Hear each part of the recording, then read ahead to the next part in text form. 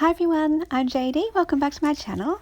So this is just a process video that I filmed a little while ago showing how I played around with my scraps and these glassine bags.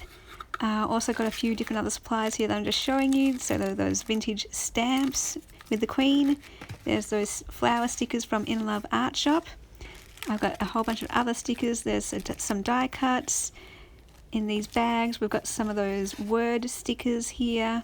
So I just pulled out a whole bunch of different things that I thought I could use to decorate and embellish my scrap embellishments. These are my scraps piles. There's some vintage music paper, vintage ledger paper, some coffee dyed papers, music paper, and of course I've got my distress ink in vintage photo, and I've got my blending tool, and I'm just distressing the edges of this ledger paper piece. So some of them I leave with the straight edges and others I rip up and have the torn edges. Just depends on what kind of look I'm going for. But yeah, I think this is showing how I make one of the glassine bags, or a whole bunch of glassine bags actually, embellished glassine bags, taking the new style where it's more of the vintage look, so using vintage scraps, distressing them all up, and then I'll decorate them with a flower. But this is just a bit of a look at my process, or kind of a tutorial I suppose, of how I do it. So first step, grab your scraps and you don't need to distress them at all. The first set of glassine bags I did, they weren't distressed and they were more just colourful springtime theme to them. So you definitely don't need to distress the edges if you don't have distress ink, or just depending what look you're going for. So all I do is grab a longer strip to go along one side of the bag, and then I'm getting a shorter, wider piece of vintage music paper to overlap, and this is the collage part. Now I'm just choosing one of these pressed flower stickers to go on top, and so I just play around seeing which one fits best, and I kind of narrow it down. I get questions a lot about where I get the glassine bags from, so it's from a Tattered Dream on Etsy. And as for the stickers, In Love Art Shop, I'll leave the link below to them. There's also a code that I'll leave in the description box for 15% off if you're interested. I definitely will be getting more of the flower stickers for sure, because you can just use them in so many ways. So I ended up going for a bit of a thinner piece of music paper, and I've chosen this maroon dark red pressed flower sticker, and then I'm just choosing a vintage stamp to match the colors. And I was looking through, and I think I decided on this green one to go with the green stem and the botanical look to it. So I just look at the flower color too, and that helps me decide what will balance it out and that kind of thing. So this one, I also chose this beautiful ledger paper. It matches the whole overall theme with the botanical look as well. So then I glue everything down once I'm happy with the position. And then I peel off the sticker once I'm happy with where I want it. So I think I'm just moving that music paper a little bit over. And then hopefully, I filmed this video quite a while ago now, so I'm just trying to remember what I do.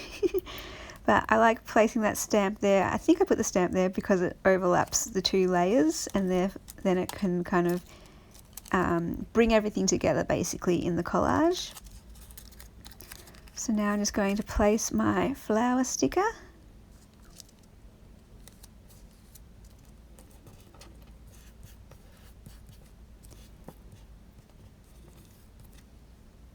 And then the finishing touch of the stamp.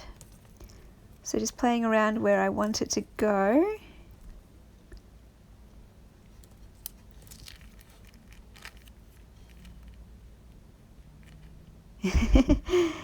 And yeah, I end up distressing the edges. I don't always do this on the stamps, but this time I just did it. It was standing out a bit too much, I think, so I just distressed the edges to have it blend in a bit more.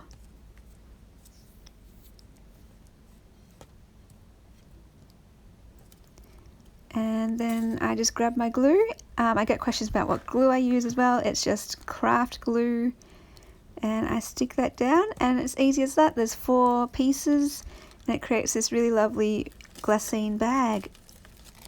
So that's one done, and I thought I'd just keep on going. Now that you've seen how easy it is, hopefully that you're right to, you know, go nuts, make your own. For those who are still interested in watching my process, I think I make a few more. I end up making 8, I think. Not all in this video, but yeah, I made 8 altogether, I think, so far. And I definitely want to make more. So I'll need to go buy some more stamps too, I think.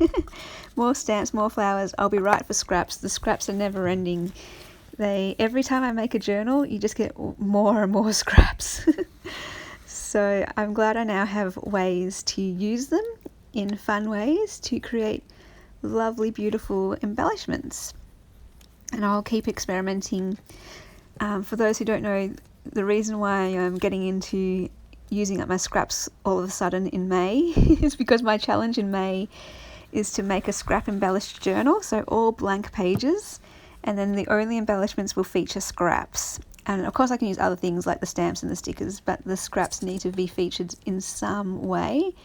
And it's just to get me creating, doing things, trying new things, trying embellishments in new ways, and just experimenting. And I'm really enjoying it so far, coming up with a few different ways to decorate and embellish. And the main thing as well is I'm also getting that scrap box down. It just keeps on piling up, and it's kind of like a constant supply, a constant stream of scrap supplies, which is awesome while I can keep making things. So here's just a yellow flower that I'm sticking down onto the glassine bag. And then I'm placing my little stamp in the corner there, just because there's a lot of music paper, so it kind of brings the eye down to move across the whole collage. And again, simple as that. Once you get on a roll, you can kind of make these pretty quickly. So there's 2 done. And I grab another one and just repeat the process. So how are you guys going with the Scrap Embellished Journal Challenge? How are you going making embellishments? It's so fun seeing all your journals and all of your fun embellishments that you guys are coming up with. If you have any suggestions of future challenges, let me know. I'd like to do more, I guess. It really helps me just to get creative, try new things. Actually, I think the next one I want to do is make a journal challenge, which is a stash buster, which is quite similar to this challenge, but instead of only using scraps to embellish the journal, the scrap buster journal is the cover, the pages, everything using scraps. So in this particular challenge, we could have any cover we wanted, and we could have any pages we wanted as long as they were all plain. So obviously we could use other things besides scraps. So with the Stash Buster challenge, it's pretty much only using scraps for every single part of the journal. Cover, pages, embellishments. So I'm looking forward to doing that. I'll see about how I figure that out. But anyway, if you're interested, let me know in the comments if anyone is still watching. This one I had to play around with putting the collage on the right side of the glassine bag, just for something different. And sometimes the flower stickers, they suit more being on the right side or the left side, depending on I don't know, the design of the flower. And so this one in particular looked better on the right side because it's very top heavy on the right side and it had a straight edge on the right. So yeah, I was just playing around. But if you'll notice on the glassine bag, the left hand side has the part where it folds and it has that little pleat where it joins up. So I ended up after this continuing with only embellishing it on the left hand side, so it kind of covers that pleat or the fold where the papers meet or the glassine meets. Not that it matters too much, but that was just my rationale behind why most of my collages are on the left hand side. So again, I'm going to continue on experimenting with glassine bag embellishing. I've tried the spring look, I've tried the vintage botanical look. Next, I do still want to try more of a blue theme and a bit more bling and a bit more sparkle. So I might bring out my rhinestones and diamantes and have a play with those in the next batch of glassine bags. Although I'm running out, so I have to be careful. I will decide to get another Tattered Dream haul. That's where I get my glassine bags from. I originally said that I only get one a year, but because I'm using them so much now, I think I want to get 2 a year. Or I just stock up on more glassine bags now that I know that I use them in more ways, other ways. So the only thing though is I'm holding off because I'm not buying anything from overseas just right now with all the delays that are happening and, you know, all that's going on in the world at the moment. So I'm buying local in Australia at the moment. But as soon as I know that packages are arriving from overseas, I will, stock up on Washi Wednesday hauls and a Tattered Dream hauls and In Love Art Shop hauls. So that shall be fun. So now I've got another green stamp here and just playing around where I want to put it.